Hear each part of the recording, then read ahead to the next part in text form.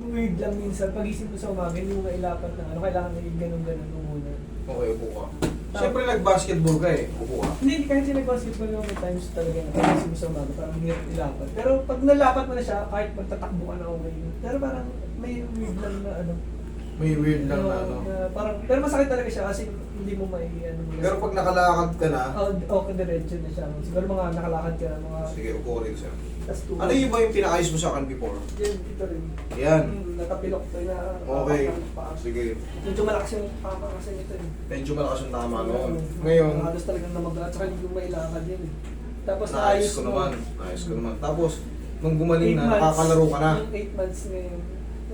Ano, parang yun nga, may kumaga lang na masakit siya pag inapapos. Pero consistent parang ganun siya. ako paglakad. Medyo ganun. Consistent siya.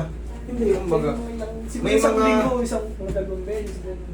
Ay, hindi talaga siya consistent. May mga Oo. ano, sumasayad lang yun. Pero Kasi pag kung nailangan talag- mo, wala na. Wala talaga. Kasi hindi mo Walang- mararamdaman. Wala Okay. kang mararamdaman. Ang nangyayari sa'yo siguro, baka yung extended ligaments mo, tinatamaan ng joint. Ngayon, kasi kung talagang consistent yan, o kung magdire-diretso, Pinoy ka pa rin talaga. Pero pag yung sa loob ng 8 buwan, nakakalaro ka naman, minsan may pagkakataon sa loob ng 1 linggo, may isa, parang hindi ko maidiin. Susunod na mga araw, wala. Wala. Kumbaga putol-putol, hindi talaga siya dire-diretsong masakit. Ibig sabihin yan, may mga timing lang. Siyempre, na-injury tayo before, yung may tinatawag tayo naglalaman na pilay eh. Pag naglaman yung pilay natin, magkakaroon tayo ng tinatawag na extended ligaments. Ngayon, sa bawat movement natin, minsan tutugma, minsan hindi. May konting sumasayad lang sa'yo. Konti lang, pero napakadali lang yan. Kasi nakakalaro ka eh. Ito naman hindi masakit pero may parang malog. Okay. Kaya kailangan konting ano lang. Ito lang yan. Oh, ganyan din ba? Oh. Kaya nakakatakot yung laro eh. Baka parang maghiwalay. Hindi, ang gagawin mo dyan, yung mga tutulog, isipan muna natin bago tayo maglaro. Tapos aplosan natin ang pao. Pero titignan natin, titignan ka. Saka balikat. Balikat, ay mo na yung balikat bago pa. Buo mo na. Sama mo na yung ano, vertigo. Sige, vertigo. Okay. I-reset na natin to. Meron ba ng vertigo yun? Relax. Kasi madaling intindihin kung pilay ka talaga. Araw-araw yan talaga. Iindahin mo nang iindahin yan. Hanggat hindi naaayos yan. Pero kung pasumpong-sumpong-sumpong na, sa mga kilos lang natin yun, hindi talaga tayo pilay. Kasi kung, yun nga eh, madaling intindihin. Pag pilay ka talaga. Tayo. Yung alam na isa. Yung. Okay. Higa kang patagilid.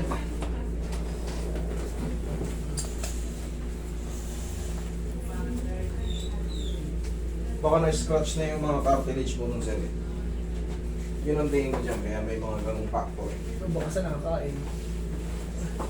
May punto ka. Baka yung sa nakain, kaya tsaka baka nag-trigger na ano. Baka nasobrang tayo sa Hindi excuse. naman ako nag-worry kasi nailaro naman eh. Kaya nga lang, siyempre, Iba pa rin yung baka na-check sakali mo. lang ako, baka sakali lang na. May adjust mo. Oo. Okay. Tama ka naman, higa kang patiyaya. Tsaka sinamahan ko lang siya, di sumabay na rin ako pag ano, nagpalista. Sayang naman punta, galing pa kay Pasay. Say.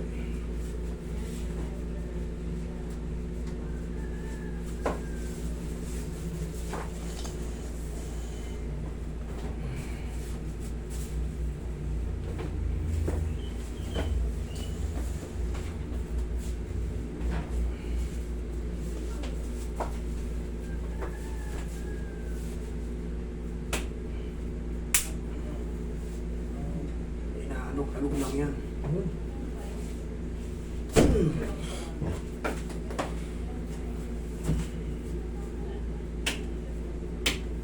Dalawang paligay. Tayo 42. Kung hindi ko naayos to, Oo. patingin mo makakalaro ka, daba ka.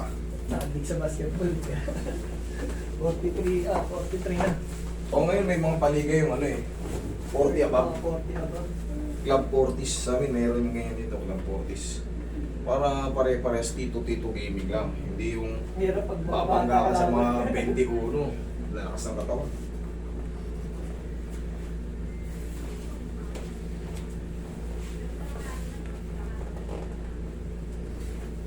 Tito gaming.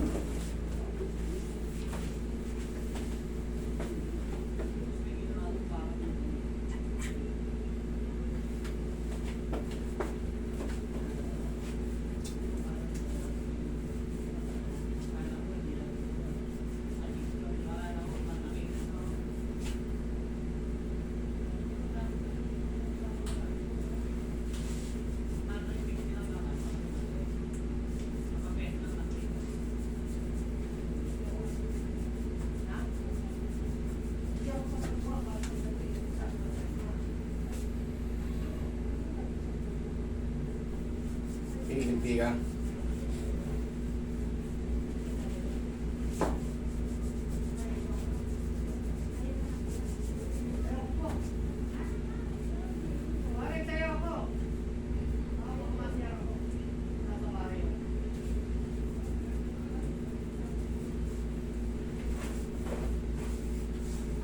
Buka, sir.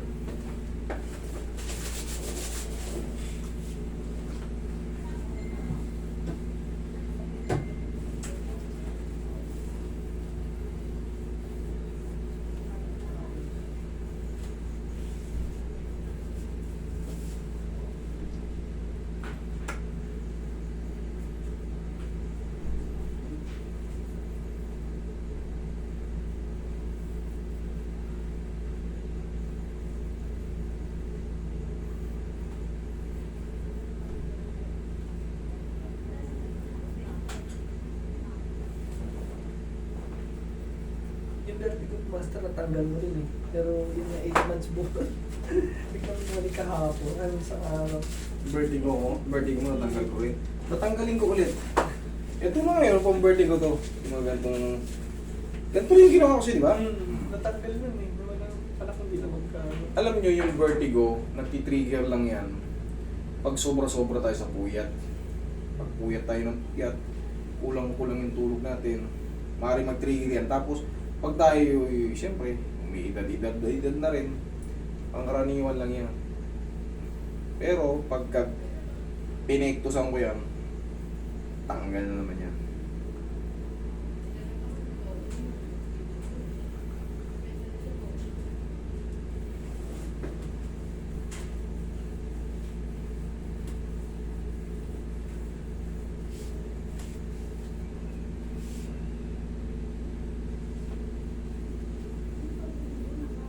Pag ang vertigo nyo sumusumpong na 3 araw, pakarate nyo na para mas mabilis, matanggal ka agad.